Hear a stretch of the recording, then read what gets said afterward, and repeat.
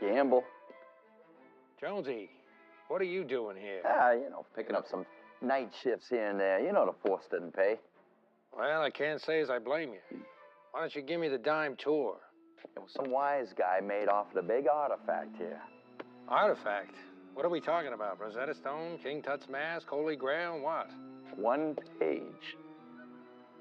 Page? Oui, one page. From the Uncial Codex. The book of Matthew. From the Bible? Yeah, I went to Sunday school.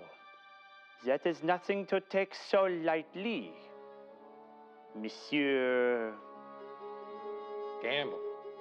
Detective Gamble to you. I don't believe you've properly introduced yourself. I am Monsieur Ugarte, the curator of this museum. I like that accent. Where you from, Chicago? Paris. Well, that beats the Windy City. I was just busting your chops, all right? So why steal this piece? What's it got to do with anything? I do not know. But as you say, you are the detective? And you, my friend, could use a breath mint. Probably from all the Munster. I give up on you. Typical French. Thief! Try to make off with my young victims. Hey, Frenchie. Oui? Ladies and gents, my name is Detective Johnny Gamble of the LAPD. As you may have noticed, a very serious crime has been committed in this room tonight. That means you're all involved, either as suspects or witnesses. No one leaves here until I give the word. I have a lot of questioning to do. Is that clear?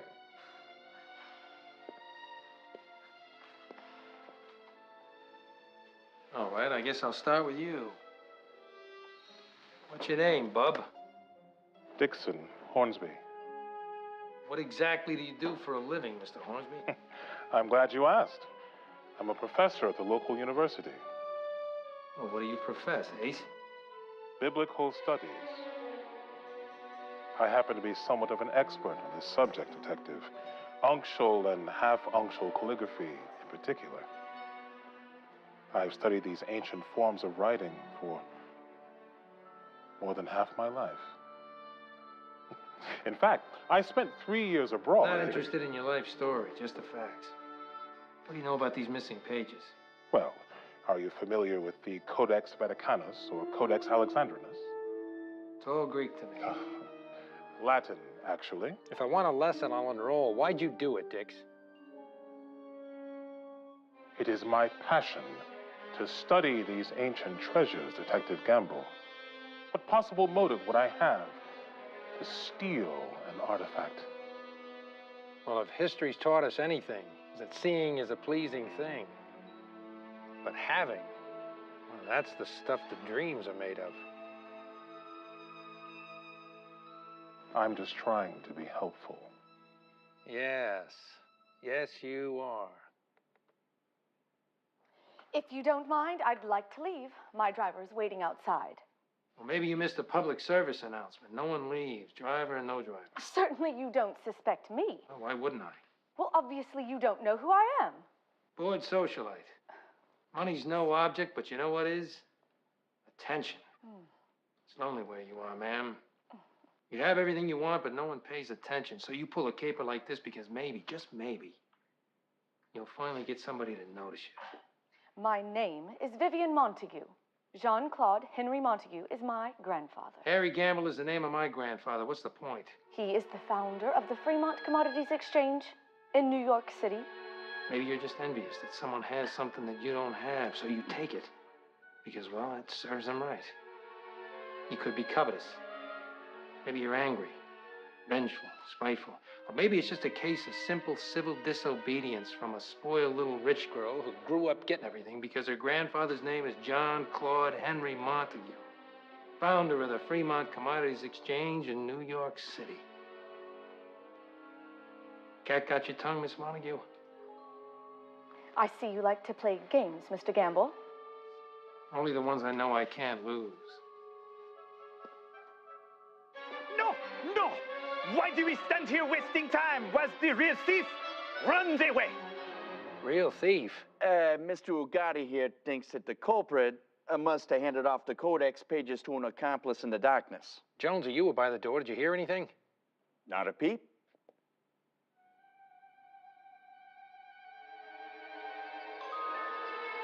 Have you seen my dress, Detective Gamble? I have. My 2 cents, it's a little much. Well, it's hardly built for speed. I can barely walk in this thing, much less hurry in the darkness and hand off the missing item to someone in cahoots. And then make it back before the lights came on. Point well taken. Indeed. Now, do I need to do all your work for you? That'll be all. For now. How long were those lights out? Only 30 seconds. They were out longer than that. How long? At least a minute. 30 seconds! At ease, Frenchie. Freddie Rogers. I recognize your mug. I've seen one of your pictures. Western. So you're a fan then? Of you or the genre? Either? Neither. Sweaty palm, sir? Look, I've got a premiere I need to mosey on over to, and I'm getting a little nervous about making that showing, sir, so... You are? Oh, that's another picture star there, Gamble. Bridget Flynn. Forgive me if I haven't seen any of your work, ma'am. Well, that's because the studio hasn't really put me out there yet. Rising star. You a publicist or you an officer of the law, Jonesy? Sorry, Gamble. Sorry if my palms are a little sweaty as well. Making that red carpet is very important to me. Not sweaty. How embarrassing. Caramel from dessert. It sure was good. One of them chocolate cakes you get down south with the pecans on it. You two a steady item? Sure. This is my girlfriend. I'm not his girlfriend.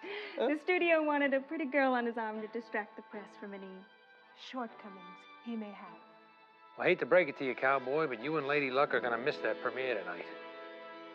All right, first things first. Who could have turned those lights out? This is a very good question. I don't see a switch in here. That is because the only light switch is behind that wall. Interesting. Probably whoever got the drop-off did it. I'll do the heavy lifting, Dixie. Makes sense, Gamble. They turn out the lights and wait on the other side for the handoff in the dock. I don't know, Jonesy. Who do you think did it? Oh, nah, that's above my pay grade, Gamble. Humor me. Rogers. What was that? Rogers could have done it. Are you calling me a thief, you greaseball? All right, break it up, you two Nancys. Motive? I read the newspapers. People are bumping gums about Mr. Rogers here and his affinity for the Workers' Party.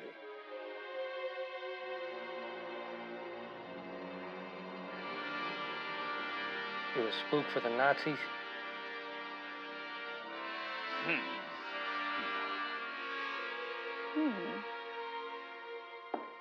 Lady Liberty and Old Glory don't do it for you anymore? Apple pie, baseball, white picket fences, capitalism, the American dream, which one is it? What made you turn your back on the greatest country on God's green earth? Are you a sympathizer, son? Nervous tick, are you trying to tell me something, dollface? He is. I'm free to believe and say whatever I want. Dare you to make that statement in East Berlin. Adolf Hitler is a great man. He has taken the German people from the brink of ruin and despair to a proud and powerful nation. By thieving and killing his way through all of Europe. Do you believe this? You are a thief and a killer yourself. Don't flip your wig, Frenchie. Just because he's a traitor to Uncle Sam doesn't mean we can pin him as our thief. Thank you. Put the gun down, Jonesy. Put the gun down. Matter of fact, give me the pea shooter. You're making people nervous. He may believe differently, but you shoot him and he bleeds red, just like us. All he's missing is the white and blue. But your heart's in the right place, doll. What would a Nazi possibly want with a biblical artifact? I think that's the question we're all asking right about now, Miss Montague. This monster, Hitler, uses his men to pillage the art from all of the countries he conquers. Man with the funny accent makes a point. He wouldn't do it for money. That's just simple greed. You got an answer, Gene Autry? I didn't do it. What about you? I didn't do it. I wasn't finished yet. You think Roy Rogers pulled a fast one on us? It suddenly makes sense now. All night he kept saying how he had to get to the museum, get to the museum. It seemed overly important to him. The studio told me to make sure not to miss it. Oh, well, that's a convenient excuse. Hey, you know what, Gamble? I think she's right. Yeah, there's your culprit, huh? After all, let's not forget he is a Nazi. I hear you, Jonesy, but I'm eyeballing the singing cowboy's choice of formal footwear. Yeah, it's another thing the studio makes me do. Might have made it tough for him to walk around in the dark. Ugh, I can walk in 6-inch heels. Certainly he can amble about in his cowboy boots. Jonesy, get the lights for me. What, you mean twin them out? That's precisely what I mean. Okay. I need everyone quiet. Freddie, walk. I mean, I can, or I will, but I don't want to bump into anything. Giddy up, cowboy, if you know what's good for you.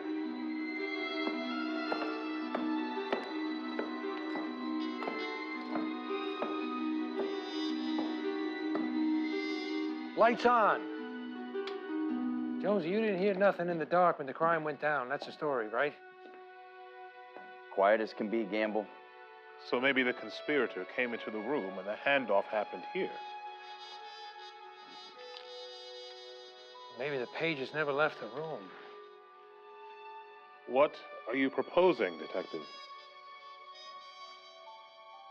It's possible that our thief was trying to make off with this Surratt. Just maybe. Surratt is, in fact, our second conspirator.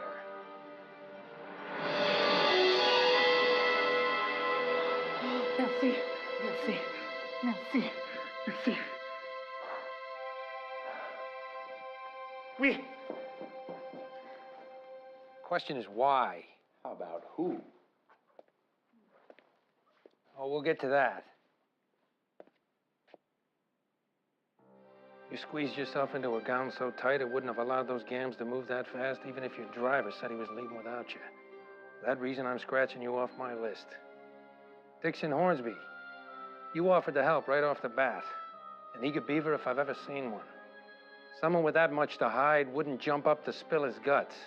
Not someone as smart as you, anyway. Then there's the Frenchman. Look at him. Reminds me of the parable of the lost coin in Luke 15. He rejoices over what he's found. He's not worried about me calling him a thief. That's good enough for me. You're a traitor. And a lousy actor to boot. If I could, I'd haul you in just because I don't like you. Unfortunately, I proved that you aren't the crook at this clambake. Too loud. That leaves me with this bear cat. Surely you... No, sweetheart. Surely you. I know you had help. I just don't know why.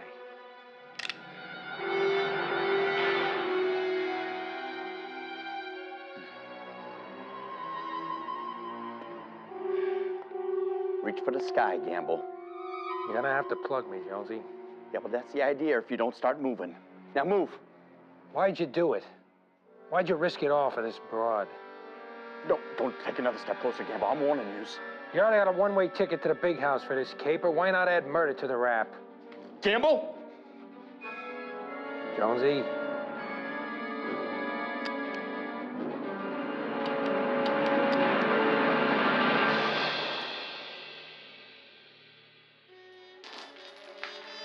Insurance policy. I wasn't 100% keen it was you when I sent you to turn off the lights. But I had a hunch. It was her, Gamble. This whole plan was hers. I figured that much. Lust will make a man do crazy things. How'd you figure? So obvious. This dame needed access to make her plan work. Who better than the night security guard? Maybe the siren met you on the street. The market. Whispered sweet nothings in your ear at the cafe. It was a month ago, Gamble. She approached me here at the museum. Of course she did. It felt good to have a pretty girl pay attention to a bum like you. She worked her wiles and made you putty in her hands. Promised you the world. Am I close? Or spot on? Detective, this is insane. How long are you going to listen to the stark ravings of this madman? He's obviously lying to save his own skin. I've never even laid eyes on this man before tonight. Why don't you accuse the professor while you're at it? Which one of them is telling the truth? Sweetheart, you couldn't act your way out of a paper bag. You're not as clever as you think, Detective. I don't have to be clever, just good. False modesty doesn't become you. I don't know, it might if I practiced. You worked hard to set your date up to be the patsy. Most dames would give their right foot to have a night on the town with a big star like Freddie Rogers, but not you. Well, I don't have to listen to this. You do. Rogers, lasso her for me, will you? I can't really lasso her. I'm not a real cowboy, you know. And that lasso thing ain't easy. I got a stunt guy that does Just all tie of it her up for so me. she can't go anywhere. Don't you lay your hands on me, you filthy pig! What was so bad that you wanted to see an innocent man hang for a crime he didn't commit? Monkey business out west. Monkey business out west. Yeah, what in the heck are you talking about? You were slated to be the lead in that movie. I was to star alongside you, your love interest, my big break. We were in preparation to make the film, and you backed out. Happens all the time. The film was canned, and I never got another chance. I've been reduced to playing bit parts and walk-ons. No one takes me seriously. Save the sob story for your agent, sister. It wasn't supposed to end this way. I take full responsibility. No need to get Jonesy involved. If only it were that easy. I'll confess to everything. And you can confess to whatever you want. But Jonesy will pay for his part in this as well as you for yours. That's the way American justice works. Isn't that right, Freddie? Boys?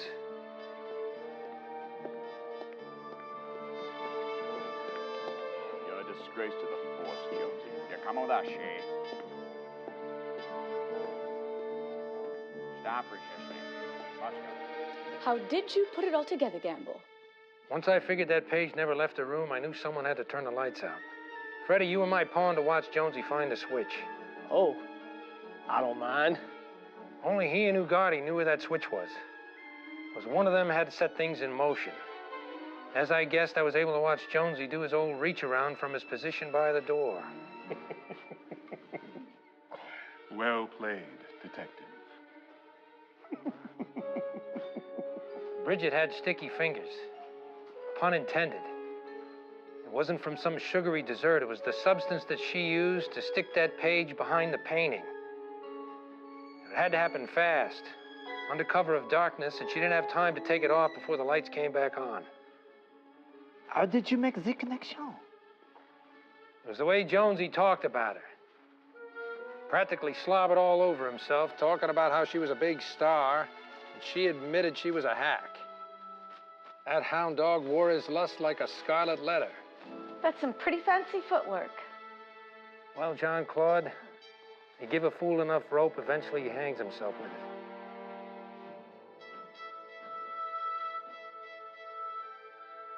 It was a hard gamble. But like I said, I don't lose.